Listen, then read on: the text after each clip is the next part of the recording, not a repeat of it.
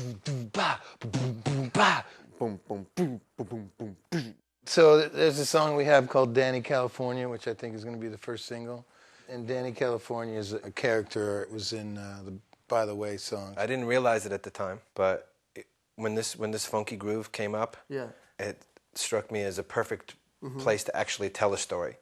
Like sometimes I think it's much more interesting to just tell the beginning of a story and not finish it. You know, in a song, it's like get it started and let it just go wherever it wants to go, wherever people want it to go. It's more interesting to not give a story a beginning, a middle, and an end in every song. Right. It's kind of confining. Right. Just leave it open. Yeah. Suggest. But with this one, I felt like this is going to be a cool story. Right.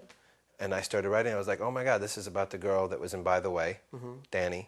And then I realized that Dani in By the Way was about the girl in Californication, the teenage bride with the baby inside.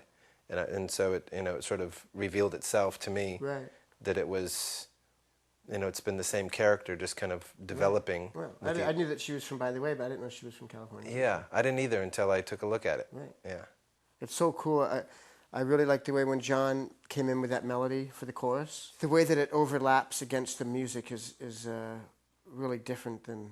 It's different. Different than like the way my brain would ever think of something overlapping Or mine. with a piece of music. Or Chad's for that matter. Yeah, it's a real unique thing. Yeah. I've been listening to this, the first Wu-Tang album, End of the 36 Chambers, pretty much every day for the whole writing of the record. I was inspired by especially by the rhythms that the MCs were using in their raps.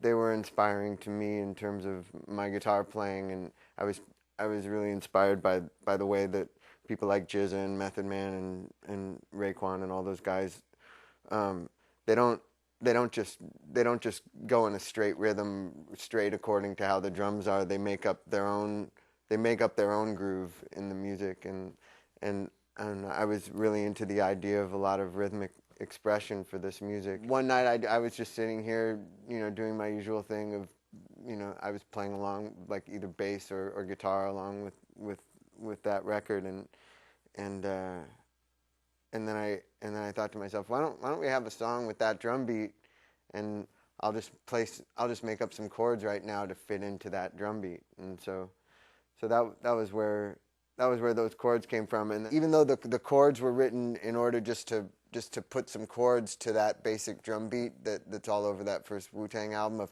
boom boom boom boom boom boom boom boom boom boom.